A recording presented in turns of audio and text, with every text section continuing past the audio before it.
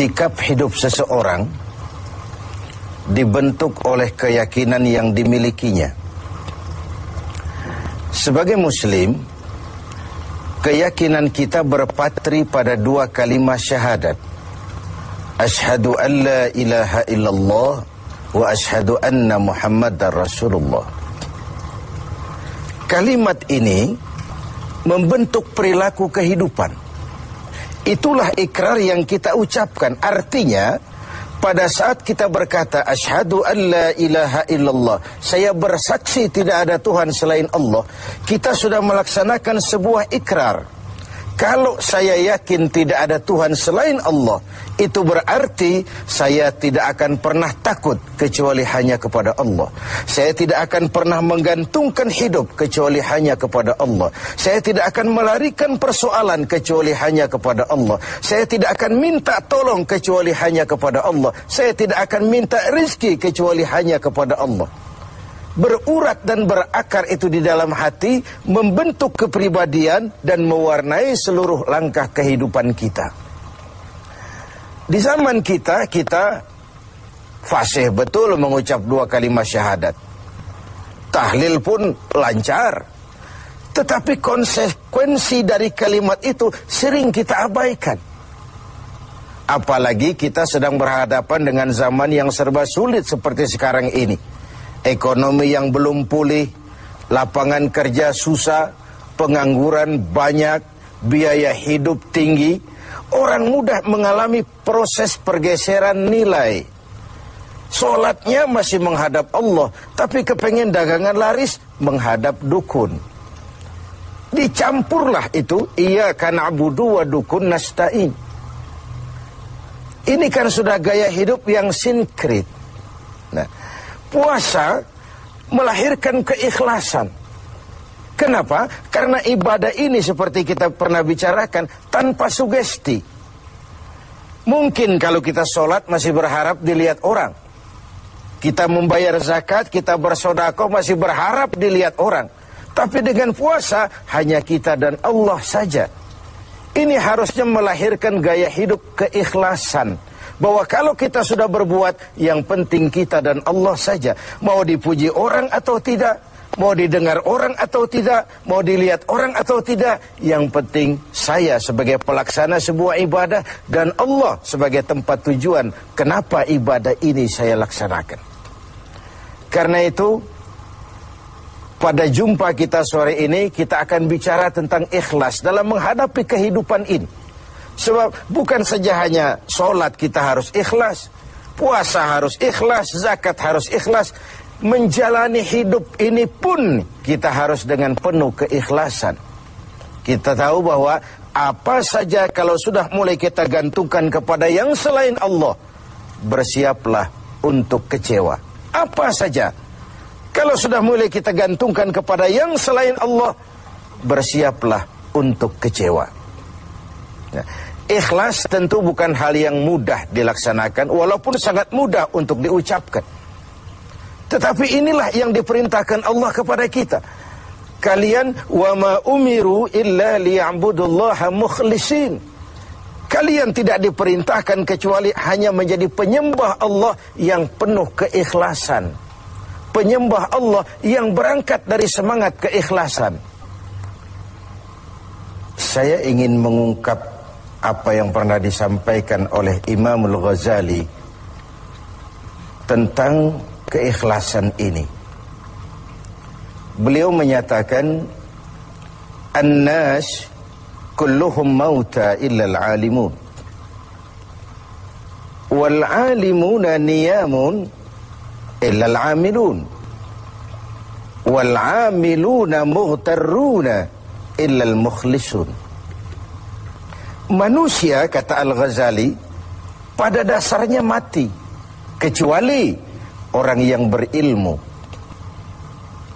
Orang yang berilmu walaupun dia hidup, tidur, kecuali yang mengamalkan ilmunya.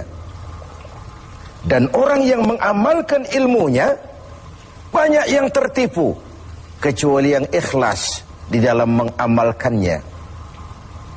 Begitulah dalam kehidupan ini. Manusia pada dasarnya mati, kecuali orang yang berilmu. Tidak banyak yang bisa dilakukan tanpa ilmu. Ilmulah yang membuat manusia itu hidup, bergerak, berbuat, berkembang, tumbuh menjadi lebih maju. Ilmu dalam sebuah ungkapan lama membuat hidup jadi mudah. Seni membuat hidup jadi indah. Dan agama membuat hidup jadi terarah.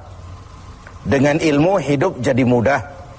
Apa yang hari ini terjadi di benua lain, hari ini juga kita tahu dari kamar kita. Dari kamar kita bahkan kita bisa ngobrol ke luar negeri. Itu kemudahan yang terjadi karena faktor ilmu. Dahulu tahun 50-an, orang kita kalau pergi haji ke Mekah 6 bulan. Kita sudah lupa dia baru pulang 6 bulan. Yang ada cuma kapal laut, sementara Mekah Madinah unta. Sekarang orang berhaji cukup 1 bulan. Kemajuan ilmu yang menciptakan Boeing memotong waktu 5 bulan. Ruang dan waktu sudah bukan masalah. Manusia mati kecuali yang berilmu. Orang yang berilmu walaupun dia hidup, tidur kecuali yang mengamalkan ilmunya itu. Nah, orang yang mengamalkan ilmunya banyak yang tertipu. Merasa sudah banyak karyanya, sudah banyak ibadahnya, sudah banyak kebaikannya. Mereka banyak yang tertipu, illal mukhlisun, kecuali yang ikhlas di dalam mengamalkan ilmunya itu. Ikhlas itu, itulah ruh dari amal yang kita kerjakan. Amal tanpa ikhlas, jasad tanpa ruh, mati nilai amal kita. Nah, dan iblis itu luar biasa.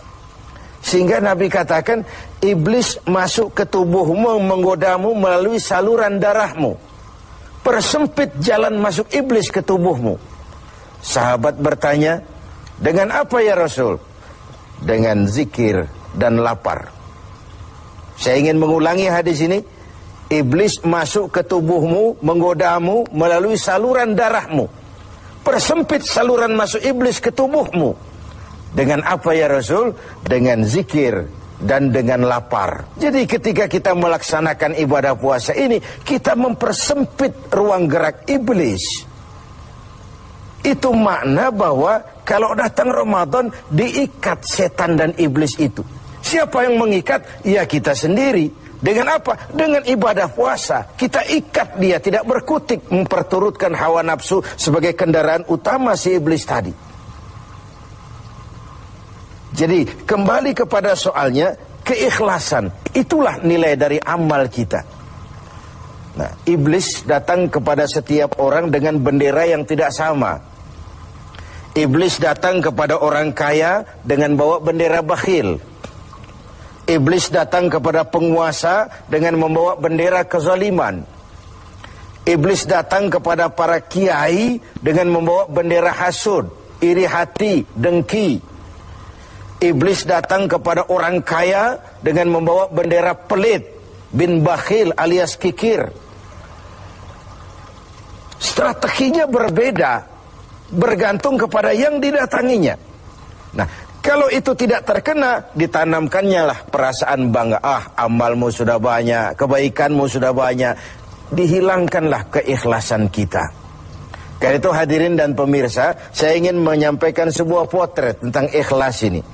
Dulu ada cerita, kiai punya santri 2 orang. Satu namanya si Ali, satu namanya si Umar. Satu hari si Ali pergi ke kebun, nyabut singkong. Singkong tercabut, Ali melihat, ini singkong bagus sekali. Kalau dihadiahkan kepada Pak Kiai, senang hati beliau. Tabarukan, cari berkah. Berangkat ke rumah Kiai, bawa singkong. Sampai di rumah Kiai, Assalamualaikum Pak Kiai. Waalaikumsalam, Li. Ada apa? Dari kebun Pak Kiai, saya jabut singkong, bagus sekali. Saya ingat sama Kiai, doakan saya Kiai. Bawa masuk ke dapur, Li. Ali masuk ke dapur, taruh singkong. Kiai bilang sama istrinya, Bu, Ali ini jauh-jauh datang kemari, hadiahkan kita singkong ini. Pulang kita kasih apa dia?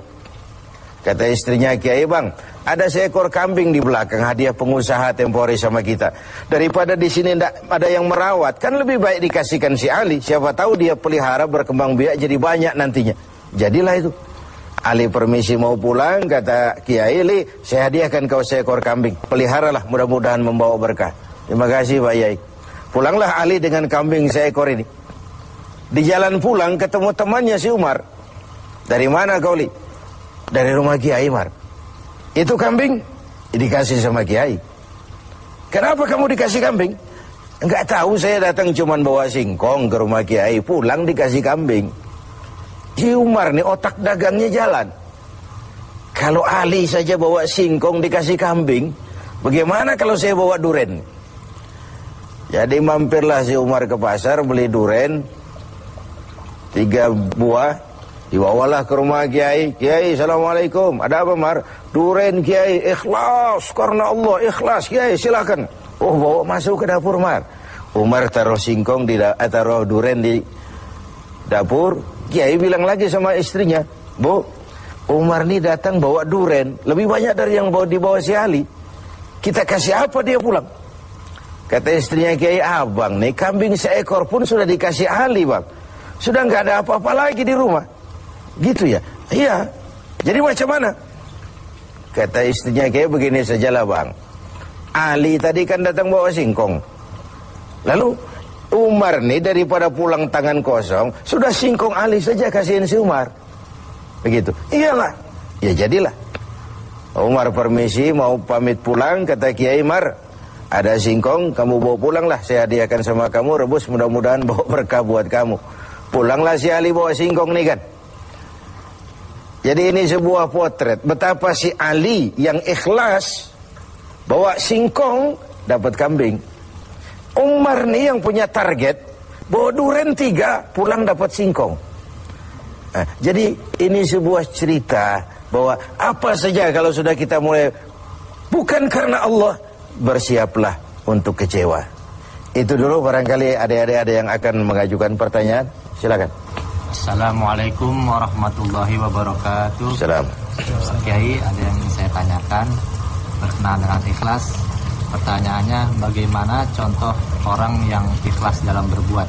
Ya, contoh orang yang ikhlas dalam berbuat. Saya ingin menyampaikan sebuah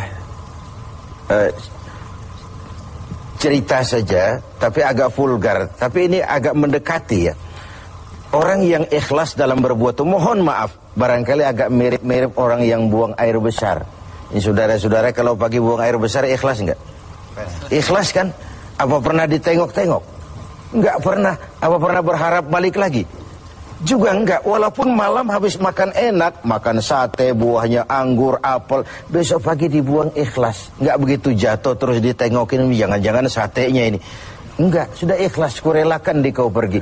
Begitu kira-kira contoh orang yang ikhlas dalam berbuat. Ini maaf ya, contohnya agak vulgar, tapi saya pikir itu yang agak mendekati.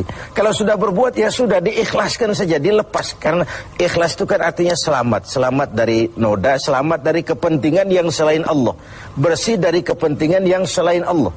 Nah itu yang kita inginkan dalam berbuat. Dan puasa sekali lagi melatih kita untuk menerapkan sikap-sikap ikhlas. Kan kalau sudah kita puasa, yang tahu cuma kita dan Allah saja. Bukan karena ingin dipuji orang, bukan karena ingin disanjung orang, tapi karena melaksanakan perintah Allah berdasarkan keikhlasan. Mudah-mudahan puasa ini semakin mendorong kita menjadi orang-orang yang ikhlas.